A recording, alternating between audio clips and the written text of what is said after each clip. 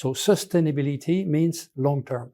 So it means that you have to introduce into your management and governance decisions as much as possible the vision of your future development and try to navigate the risks and, of course, foster the opportunities. Patrick, Tim, thank you so much for being here. Patrick, this first question is for you. What does the regulatory landscape look like right now in Europe? Moving towards more competitiveness, which means that, the regulatory aspect is played down a little bit. So there is a simplification exercise on everything that is related to sustainability and in particular sustainability reporting and a better coordination of regulations in the EU. But overall, there is no obstacle to the idea of the Green Deal being still a key objective for the EU. So it's a balancing act between maintaining the Green Deal objectives and also promoting better competitiveness of businesses, because we certainly need to do something in the EU about that. Tim, what does this mean for companies and how does it create value? Yeah, it's a great question. So companies, I think, have long felt that overregulation just gets in the way of competitiveness and business value. And I think what's going on in Europe right now, as Patrick said, is a simplification of all the bureaucracy, leaving intact the fundamental objective of advancing sustainability, but at a much less cost. And so they've been taking down a lot of that regulatory pressure and moving towards a more incentive-based system. This question is for both of you. How can companies balance the costs with the value of sustainability? So sustainability means long-term. So it means that you have to introduce into your management and governance decisions as much as possible the vision of your future development and try to navigate the risks and, of course, foster the opportunities.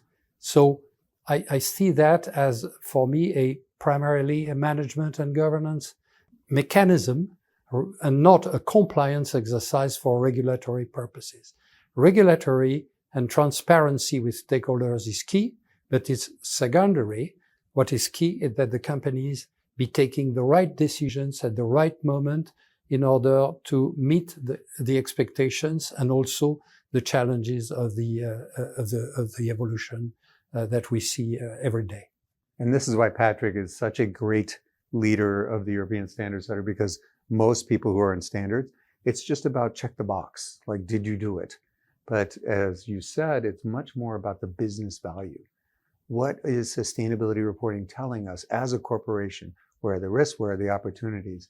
And I think that gets lost in this conversation. And so to have that kind of comment come from you, I think is quite telling. And I think it's exactly what sustainability reporting should be doing.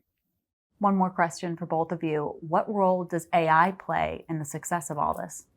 Now we think that there are many opportunities that lie into the implementation of AI tools. Of course, you have to distinguish between, a business environment where data is structured and where the tools create a more efficient management of all the processes, and the more general AI that is, trying to find data, the quality of which might be, not so good. In a business environment, a huge tool to leverage efficiency and productivity.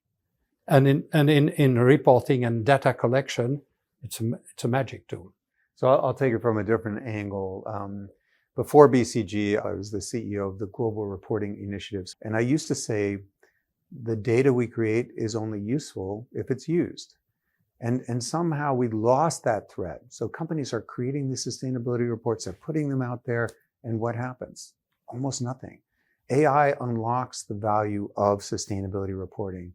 We supported EFRAG this year. EFRAG is the European Standards Center, to gather up all the sustainability information. We applied a bespoke AI model to that. We created so many insights that are up on your website right now that really are unlocking the value of sustainability reporting. Thank you both so much. Thank you, Lisa.